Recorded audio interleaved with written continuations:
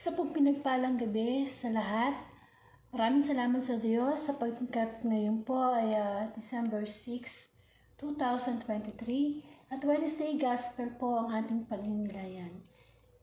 Ituring po natin ito ay isang pagkain spiritual, ang araw-araw na mabuting balita na mula sa Panginoon sapagkat mismo ang Panginoong Jesus ang nagsabi na hindi lamang sa tinapay nabubuhay ang tao, kundi sa bawat salitang namumutawi mula sa bibig ng Diyos. So, welcome po sa Word of God Daily Gospel, na kung saan ang layunin ng Facebook Live na ito ay palaganap ang mabuting balita sa pamamagitan po ng social media. Sapagkat ang social media ay talagang pwedeng gamitin ng Diyos para ipalaganap ang mabuting balita sa buong mundo, sa lahat ng tao. And of course, bilang nilalang ng Diyos, tayo hindi lang naman katawang lupa. Meron tayong espiritu at meron tayong kaluluwa. Amen. So, maraming salamat sa Panginoon. December 6, 2023 at Wednesday Gospel po ang ating pagninilayan. Na kung saan ito po ay tungkol sa maraming pinagaling sa Jesus at ang pagpapakain sa 4,000. Mga kapatid, ang mabuting balita ng Panginoon ay kay San Mateo. Papuri sa iyo, Panginoon. Maraming pinagaling si Jesus. Pag-alis doon, nagbalik si Jesus sa tabi ng lawa ng Galilea. At siya ay umahon sa burol at naupo. Nagdatingan ang mga napakaraming tao at na may dalang mga pilay, bulag, pingkaw, pipi, at marami pang iba.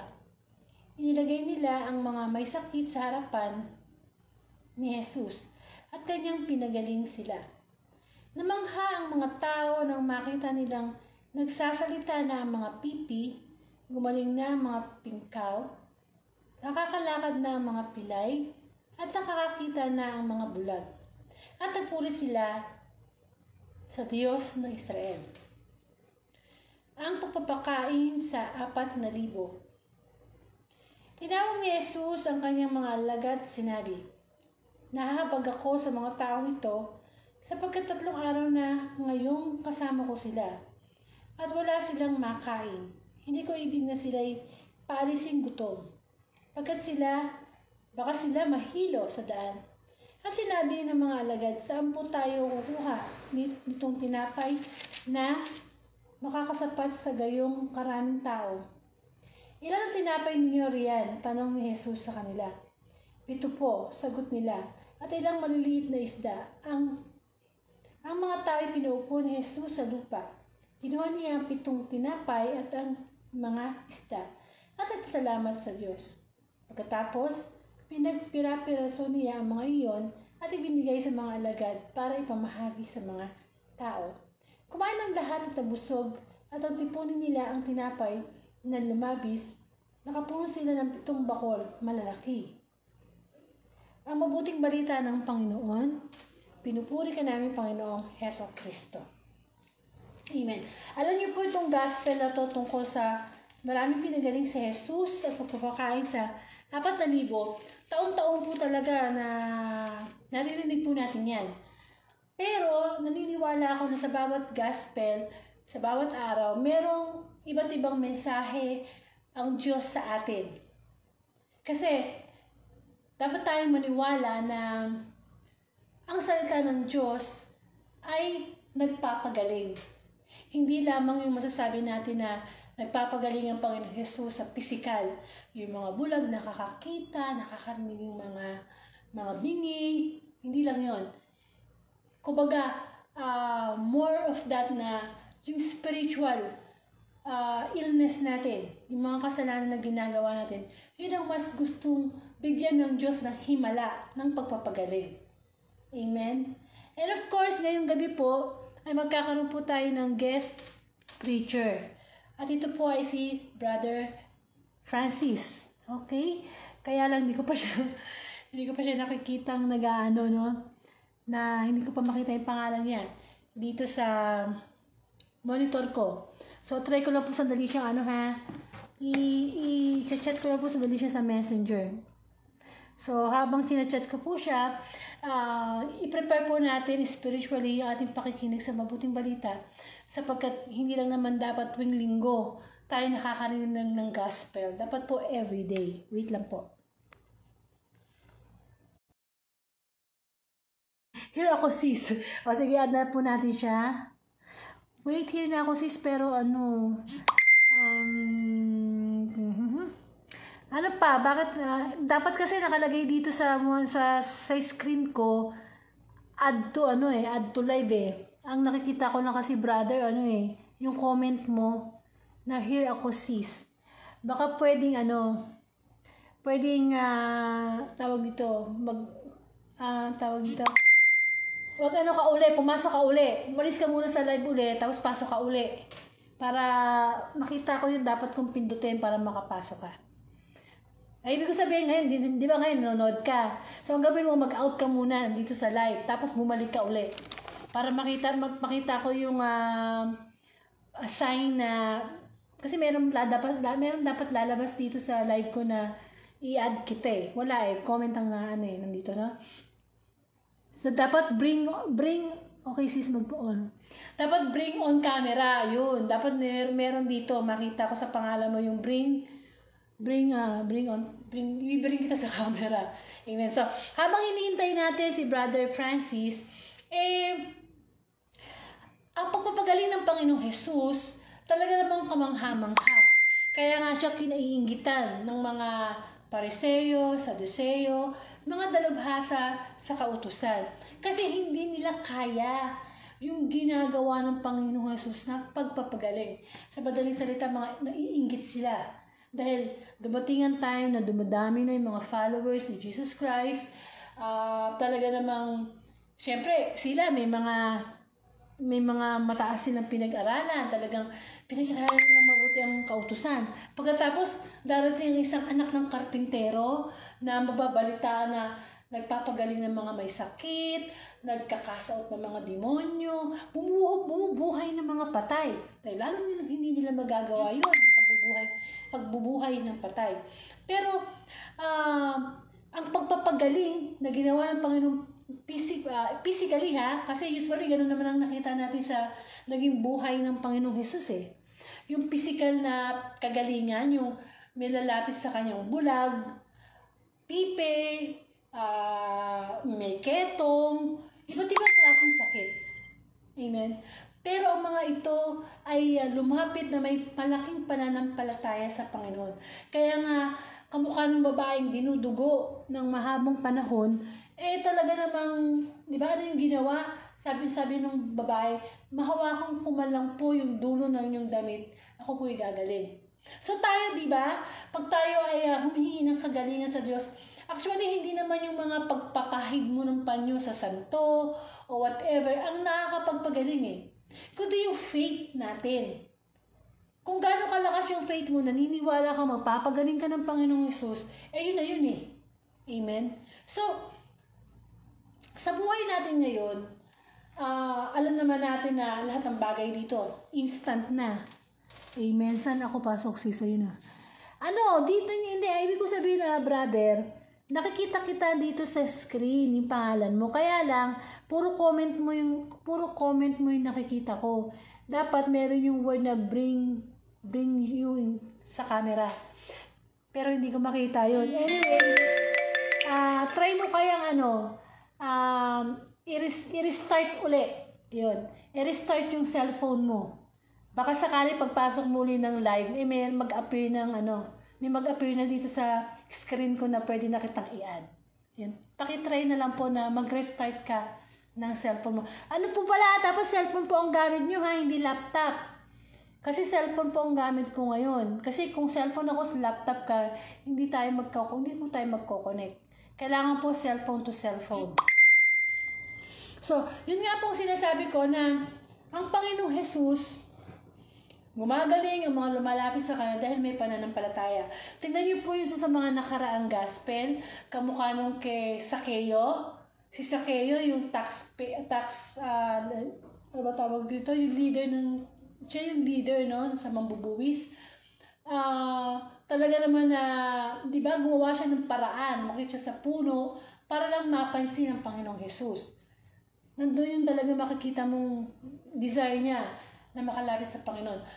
And of course, yung mga may sakit, na yung lalaki na paralyzed, na dinaampas sa bubong ng bahay para makapasok lang at makita at makapagpagaling sa Panginoong Jesus.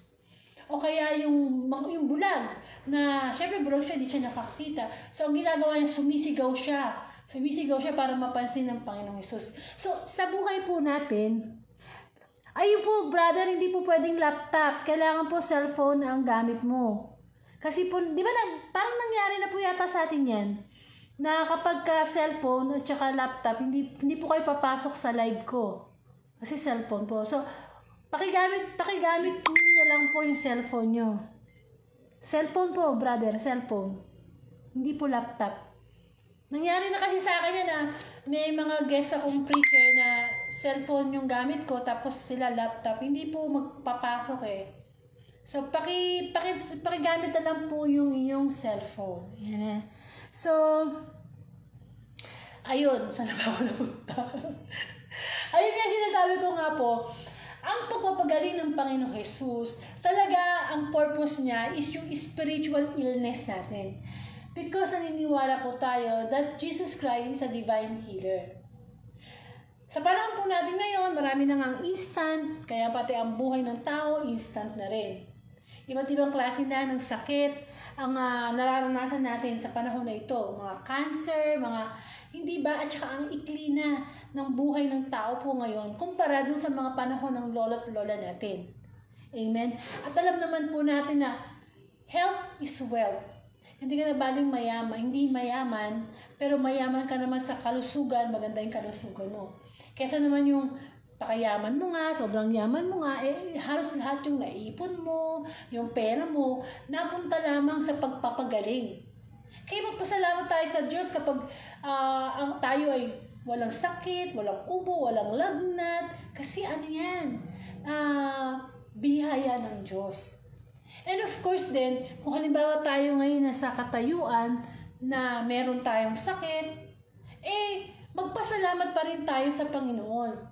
Kasi, yung mga physical nating karamdaman, minsan tayo din naman ang masisisi niyan eh. Diba sabi, huwag ka magsigarilyo, pero sigarilyo pa rin ang sigarilyo hanggang sa pagkasakit. Usually, humihinto na lang tayo sa ating yung mga dahilan ng ating pagkakasakit kapag may sakit na.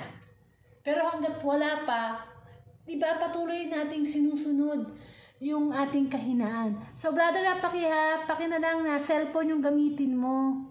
Huwag po yung laptop. So, kayo po, sa palagay nyo, ano yung karamdaman nyo ngayong physical? Ano ba yung idinadasal nyo sa Diyos na pagalingin sa inyo?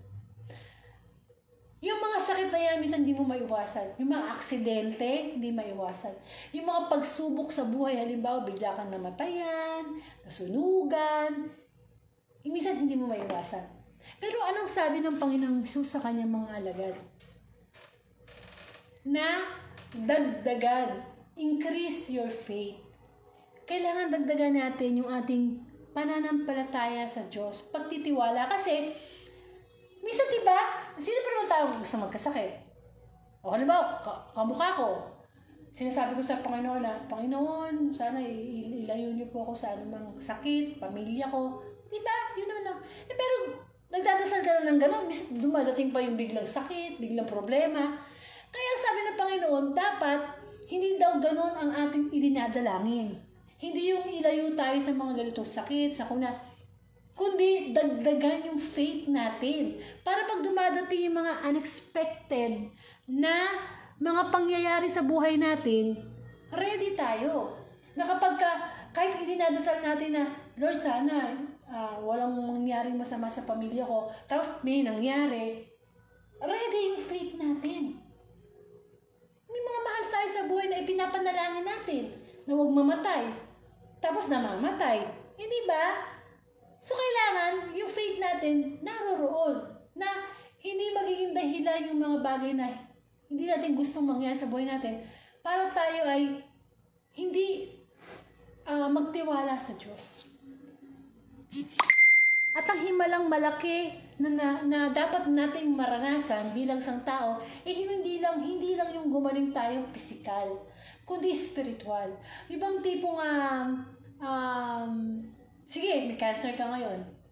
Pero, magaling ka in a way na pinagaling ka spiritually. Na nagbalik loob ka sa Diyos. Amen? At ang gusto ng Diyos, kapag tayo ay pinagaling, tayo ay nagpupuri sa Panginoon. Pero may mga kaso na after tayong pagalingin, iniligtas ng Diyos sa mga sitwasyon na hindi maganda. Hindi ba? Yung bang time na may problema tayo, lumapit tayo sa Panginoon, tinugon ng Diyos ang ating problema na wala. Tapos sa after nun, wala na. Nakalimutan na natin yung ating yung ginawa sa atin ng Diyos. Parang nagbalik ulit tayo sa dati nating katayuan. Amen. Teka lang ha. Ayan na. Cellphone na ang gamit ni brother. So mapapasok ko na po siya. Send request to join. Okay, wait. Okay. Ayan, inad ko na po. Inad ko na po si Brother Francis at anytime papasok ko na po siya. In Jesus' name. Alam niyo naman po, pag live, talaga naman nagkakaroon ng problema minsan sa internet, minsan sa sound. Amen. So, ayan na po. Inad ko na po kayo, brother. Paki-accept na lang po. Ayan. Kasalukuyang nagro-rolyo yung cellphone ko ng adding. Ibig sabihin, hinihintay na lang mag-connect kay brother. So, habang hinihintay po natin siya na makapasok sa live po natin, ay yun, tutuloy ko po yung pagninilay. Na, lagi po natin tatandaan, kahit nasa yun na lahat ng sakit, okay lang yan. Katawang lupa lang yan. Mamamatay, mabubulok, maagnas. Pero yung espiritu natin, yung kaluluwa natin, yun ang gusto ng Panginoon talagang pagalingin sa atin. Kaya nga may gospel everyday May tuturing na nitong maintenance. Kung nag-maintenance ka sa high blood, sa diabetes, physical lang yan. Physical lang ang pinapagaling yan. Pero yung makarinig tayo ng everyday gospel, spiritual yung ipinapagaling sa atin. Which is mas mahalaga. Sapagkat bawat kaluluwa ayaw naman pumasok, ayaw naman kumanek. Wait, isa pa. Add ko ulit. Yun. So, bawat isa sa atin, yun ang pinakamahalaga. Sabi nga, anihin mo yung nasa iyo na lahat. Pero ang kapalit naman nito ay ang yung kaluluwa. Amen? Kaya nga po, ibinigay ng Diyos ang kanyang bugtong na anak para gumaling tayo. Amen? So, pagkatapos nating magbalik loob sa Diyos, anong dapat gawin? Magpuri. Magpuri sa Panginoon. Kaya tayo nababalik sa ating spiritual illness kasi nakakalimutan natin magpasalamat sa Diyos. Hindi ba yung sa 10 ketongin na pinagaling, isa lang yung bumalik? Ang gusto ng Panginoon, sa ating kagalingan, siya ang nabibigyan ng parangal. Mukhang nagkakaproblema po tayo sa internet, hindi po siya makapasok. Ina-adding lang, no? So, isa pa. Waiting, yes. Oo nga, ina-add kita, brother nag-a-adding naman. Naglo-load ng adding, pero maya-maya nawawala po yung connection sa isa pa. Sayang. Kasi alam ko magandang magbigay ng reflection si Brother Francis Kaya lang alam niyo po, in Jesus' name, Lord, please papasokin niyo na po sa live si Brother. Ayan. So, yun nga po sinasabi ko na magpuri po tayo sa Diyos. Amen. Yung bang tipong lalapit kasi may time na lumalapit lang tayo sa Panginoon pag may sakit tayo. Hindi po yun ang gusto ng Panginoon. Kaya may sakit man tayo, kaya wala, kaya nasa maganda tayong kalagayan sa buhay o wala, dapat tayong laging humihingi ng kagalingan sa Panginoon. Humihingi tayo lagi ng, ano bang tipong alam mo na yung kahinaan mo, maglalapit ka pa rin kay Lord. Amen? And of course, yung sinasabi na pagpapakain sa 4,000. Alam niyo po dito sa scenario na ito, na makikita mo talaga, connection failed. Hindi ako makakonect. Hindi ako makakonect. Sige, tatry pa rin natin na brother, no? Kasi pagka pinipindot ko po add kayo, sinasabi na dito sa cellphone ko, connection failed. So, isa pa. Amen po. So, alam mo, ilang beses na kaming hindi natutuloy ni brother. Ewan ko ba, bakit ganun? Couldn't add guess this person was unable to join because of technical issue. Ayun po yun ang nababasa ko sa screen ko. This person was unable to join because of technical issues.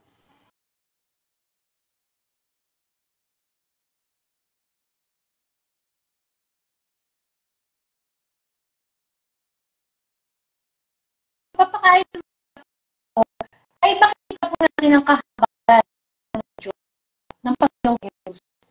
Nahawa siya sa mga taong naroon na ilang araw na gutom. Gutom. Kaya niya paalis nito ng hindi nakakain. Kaya kung gawa na dito, tanong siya sa kanya mga alagad, ano bang meron dyan? Pero mo kapatid, pakasama doon yung bilang ng babae, mga lalaki, mga bata. Eh sabi po naman yung mga alagad, itong isda at dalawang tinapay. At himalang ginawa yun.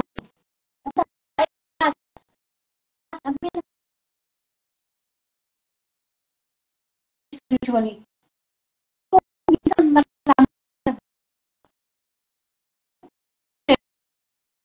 hindi ba, yung nakikita natin yung wala na meron.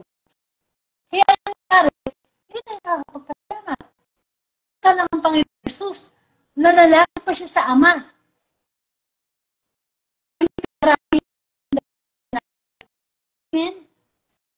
Napakahalaga po yung pagpapasalamat sa mga biyaya, sa mga pagkain. Diba sa atin, minsan, akala natin ang pagkain, kainan ng kain, ang daming sumusobra. Hindi pala tayo dapat ganun. Dapat pag kumakain tayo, kay kanin man yan, o anumang ulam yan, ito ay ating inuubos. Dapat yan po itinuturo natin sa ating mga anak.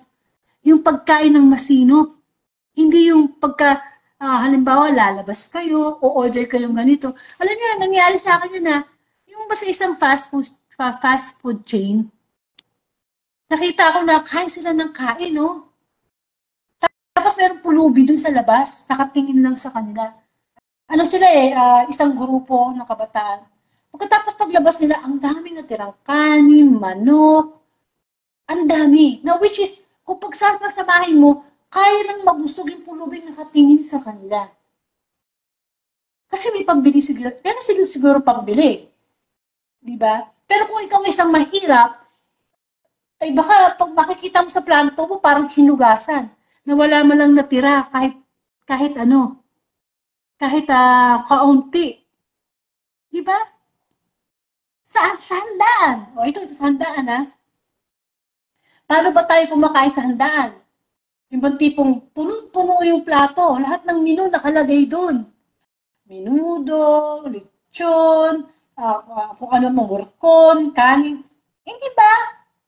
Okay lang yun. Basta uubusin natin.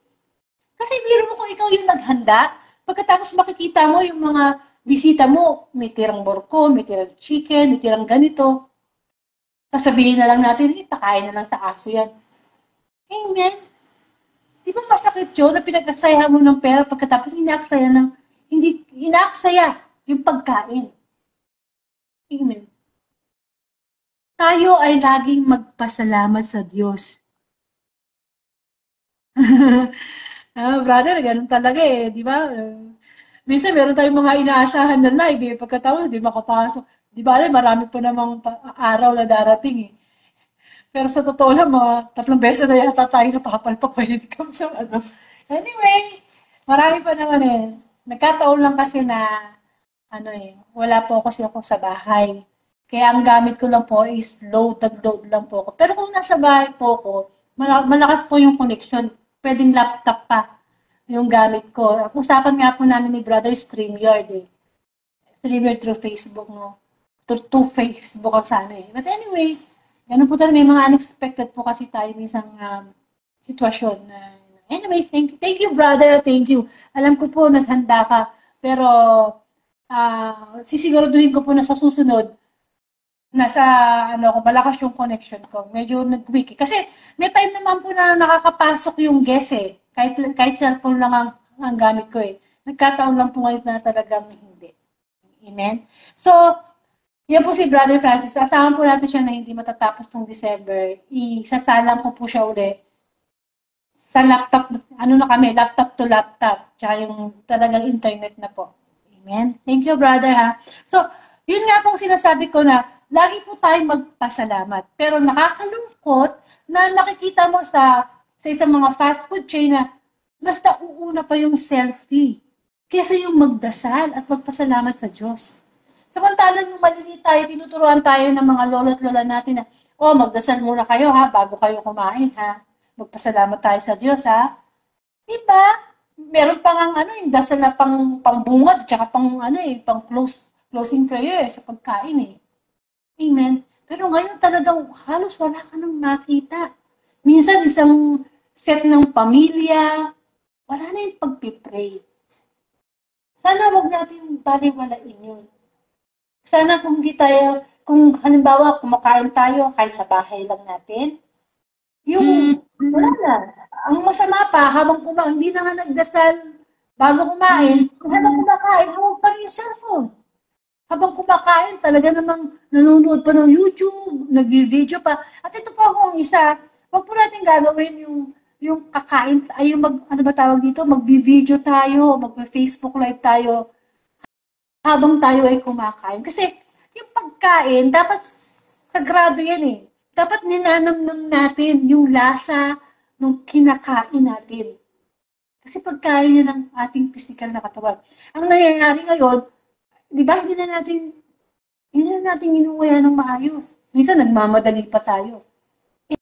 Ang Panginoong Jesus, nakita naman natin, sa kanyang gawain araw-araw, hindi nawala sa kanya ang pananalangin at pagpapasalamat sa Diyos. Amen.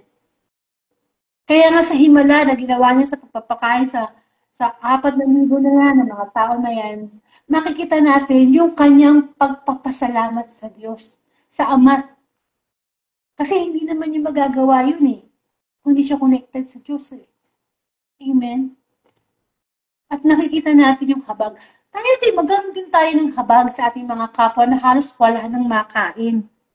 Na halos, alam mo yun eh. Kasi minsan kasi para sa atin ang pagkain parang, kasi may pambili eh. Pero subukan natin ilagay yung sarili natin sa mga taong, yung makikita mo, nakahiga sa daan. Yung mga tao na namamalimos, kumakalam yung tiyan. Yung mga tao na bigyan mo lang ng piso, mahalaga na sa kanila yung piso, pambili na nila ng bigas yun, iipon-ipunin nila yun. Pero bago sila makabili ng isang kilong bigas, kailangan pa nilang manghingi ng piso. Samantalang tayo, minsan, hindi ba isang bunot lang sa bulsa natin, makakabili tayo isang sako.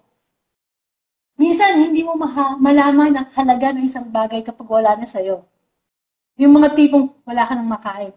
Yung pandemic na nangyari sa atin, doon natin nakita kung gaano kahalaga ang pagkain. Lumabas na mga iba't ibang klaseng ayuda.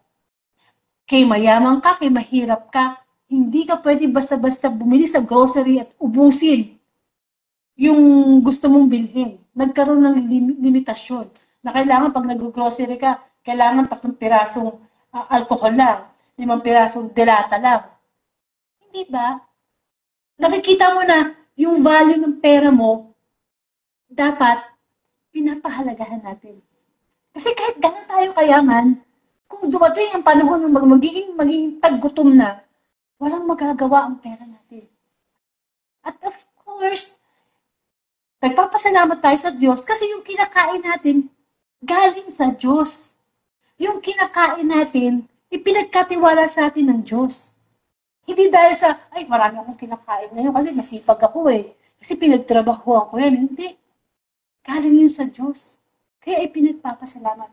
At kung meron kayo ngayong mga anak, mga apo na hindi nagdadasal bago kumain, turuan nyo na. Huwag nyo hayaang kalakihan nila yan. Amen? Alam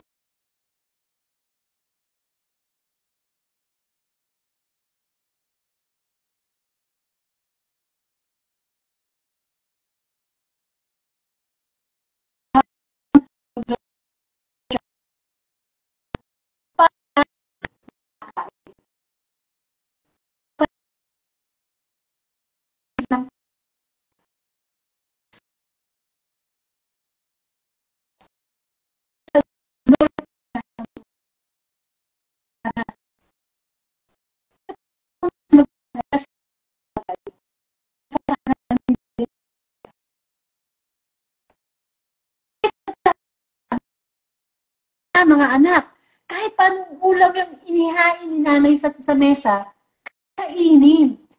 Huwag magre-reklamo. Ay, manok na naman yung ulam natin. Ay, ganito naman. Pinagpapasalamatan ang pagkain. Amen? Sapagkat ibigay ng Diyos. At nakita nyo sa mabuting balitang karakter ng Panginoong Yesus na siya'y nahabag. Ayaw niyang umuwi ang mga tao ng gutom. Gusto niya busog. Ganon din tayo dapat sa ating kapwa.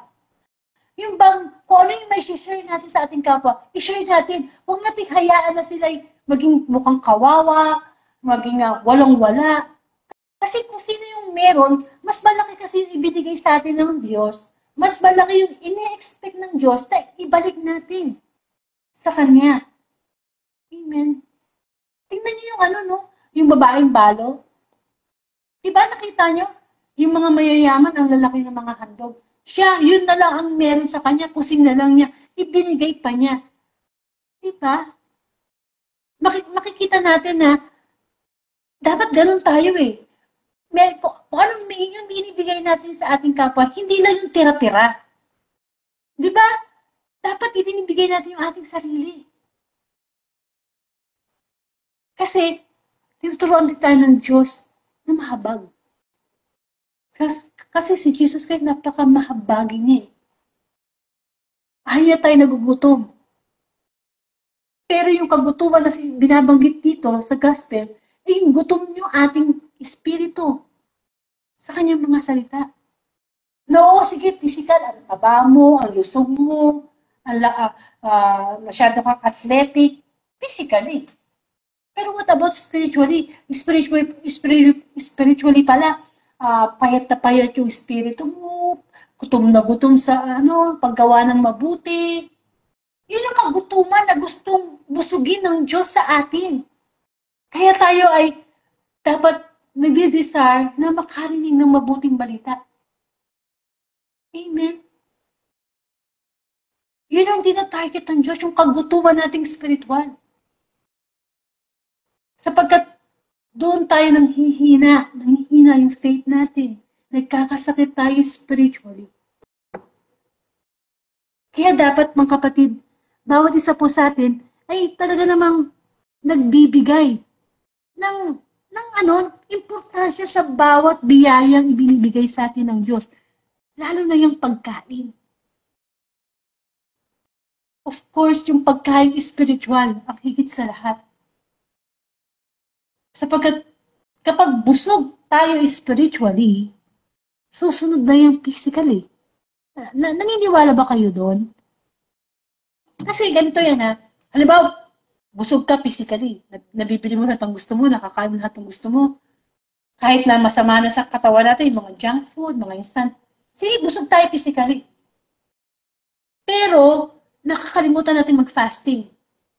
Kapag sanay na sanay ang katawang lupa natin sa mga bisyo, mga alak, mga sobrang matamis, sobrang oily, hindi ba, ang bilis nating mahulog sa temptation na nagdadala sa atin sa kasalanan. Kasi, masyado nating nispoiled yung ating mga pangangailangang pisikal.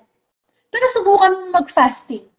Yung bang mahilig ka mag-junk food, mahilig ka sa mga mga junk food, mga processed food. Subukan mong tanggalin yan. Lalakas tayo spiritually. Kasi kapag kaya mo nang tanggihan yung mga material na bagay, yung mga pagkain hindi nakakabuti sa iyong katawan, pag kaya mo na yung maliliit na bagay na yan, makakaya mo na magpatawad. Makakaya mo na magtumulong sa kapwa. Kung yung simpleng sigarilyo, hindi mo kayang i-resist. You cannot say no. Ito lalo mas mahirap pag inutusang Diyos na patawarin mo yung kapatid mo, tulungan mo yung kapatid mo. Mas mahirap gawin yun. Kasi doon pala sa simple. Hindi natin magawa. Amen. Kaya nakakapagsati ang Diyos. Kaya ang kanyang mga salita, paulit-ulit na nire-remind sa atin. Kasi namin mga time talaga na wala naman sa pinag-aralan yun eh. Kahit ano pang taas ang pinag-aralan natin, ang katayuan natin sa buhay, pagdating sa kasalanan, doon tayo nagfo-fall. Lalo na yung galit. Amen? Kasi ito kasi ang gustong i-feed ng diablo sa atin eh. Kaya nga sinisilaw tayo sa mundo. Pero sabi nga ng salita ng Diyos, magbago na tayo. Huwag na tayo umayon sa takbo ng mundo. Amen. So, sa madaling salita, ipinagninilay sa atin ng Panginoon sa mabuting balita is, una, ano ba yung kasalanan o kahinaan natin na dapat tayo gumaling? At tanging Panginoong Jesus lang ang makapagbibigay ng kagalingan sa atin. Kung tayo lang mag-isa, hindi natin kaya. Kasi likas tayo makasalanan. Laging nangingibabaw sa atin yung free will natin, ginagamit natin. Yung ako. Pero kung tayo ay magpapagaling, lalapit sa Panginoon, siya yung magiging divine healer natin. And of course, matuto tayo laging magpuri sa Panginoon. Sa bawat kagalingan, sa bawat problema, pagsubok na dumadaan sa atin. Hindi yung pag dumaan na yung pagsubok, nakakalimutan na natin yung ginawa sa atin ng Diyos. Amen? Magpuri, magpasalamat. Upang sa ganun, kapag sanay na tayong magpasalamat sa Diyos, hindi na natin alam kung paano magreklamo. At magsimula tayo sa mga maliliit na bagay. Kamukha ng bago kumain, magpasalamat. Amen. Maraming bagay na dapat ipagpasalamat sa Panginoon. Kaya nawa, mapagnilayan natin sa puso natin na ayaw ng Diyos na nag-aaksaya ng pagkain, ng oras, ng talent, ng skills. Gusto niya, pinalalago natin ito, iniingatan natin to para may sumobra at may bahagi pa natin sa iba. Na hindi lang yan yung sa physical na pagkain, yung tayo din yung mga magpasalamat tayo sa Diyos na humingi tayo ng marami pang pasensya, kapayapaan, pag-ibig. Para pag punong-puno na tayo nun, kamukha ng ginawa niya ng himala sa pagpapakain sa 4,000 na sumobra, may maibibigay tayo sa ating kapwa. Sobra na tayo sa kapayapaan, sobra na tayo sa pag-ibig, may maibibigay tayo. May maiipon tayo. Amen? Kasi ang Panginoon, lagi yan nagbibigay ng magandang halimbawa sa atin na dapat nating tularan. So sana, kung may problema ka ngayon, huwag ka naman magreklamo, baka pwede magpasalamat na lang muna. Na thank you Lord, may problema ako ngayon Lord Lord, sakit ang ulo ko Lord pero Lord, nakakakita pa ako. Ay Lord, meron akong diabetes ngayon, meron akong high blood, pero Lord, salamat kasi nakakapagtrabaho pa ako, nai-excuse ko pa yung mga kamay ko. Amen. Ang susi sa pag-ibig sa Diyos, yung magpasalamat. Yes, marami tayong pwedeng ireklamo sa mundo. Pero hindi niya matatalo yung dapat natin ipagpasalamat sa Diyos. Subukan niyo lang. Diba, hindi nyo naiinis na kayo. Lord, salamat binibigay mo ko ng pasensya. Ay, Lord, salamat Salamat. Salamat, Lord itong araw na ito, nakarinig ako ng gospel na nagpapaalala sa akin na magpasalamat ako sa Panginoon, na magpuri ako sa Kanya. Kasi yun naman talaga ang nararapat. Amen. Kaya itigilan natin yung pagreklamo sa buhay. Sayang naman ang buhay, di ba? Minsan lang naman tayo mabubuhay din sa mundo. Bakit tayo mabubuhay sa puro reklamo? Sa puro papofocus sa problema? Yan dami naman pala dapat ipagpasalamat sa Panginoon. Amen. Magkaroon po tayo ng closing prayer. Sa ngalan ng Ama at Anak at Espiritu Santo. Amen. Salamat Panginoon muli sa pagpapaalala mo sa amin na marami kaming dapat ipagpasalamat sa iyo. Tawarin mo po kami sa mga pagkakataong mas nakikita po namin ang mga wala kesa meron na. Turuan mo kaming mag-ipon ng maraming pananampalataya, pasensya, pag-ibig, upang kapag nangangailangan ang aming kapwa, may maisishare po kami. Maraming salamat sa Panginoon sa habag. Nahahabag ka sa aming mga makasalanan. Salamat Panginoon. Nawa kami din mahabag sa aming mga kapwa na nagkakasala at matuto kami magpatawad. Salamat Panginoon sa mga pagkakataong pinagaling mo kami, hindi lang pisikal kundi spiritual. Nawa patuloy kami magpuri sa iyo. And Lord, ano po man ang mga dinadala namin ngayon na kasalanan na nahihirapan kaming talikuran, tulungan mo kami, Panginoon, sapagkat hindi namin kaya. Bigyan mo po kami ng karunungan at ito lahat kababaang loob, Lord, na maintindihan ang kalooban mo, ang iyong mga utos. Ipinapanalangin ko po ang pamilya ni Brother Francis, Celerina, Daisy, Cecil, Josie Mercado, Brother Anthony, Sister Angel, at lahat po ng mga tao sa mundo.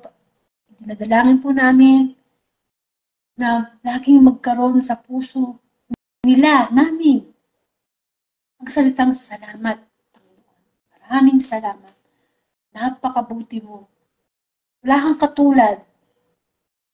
Pagkamat kami makasalanan, patuloy mo pa kaming binibless.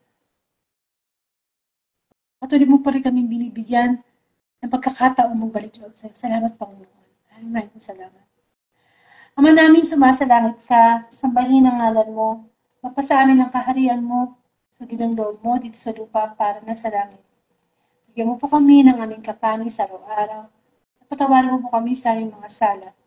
Para ng pagpapatawad namin sa nagkakasala sa amin. Huwag mo po kami pahintulo sa tukso. Hadya mo po kami sa lahat ng masama.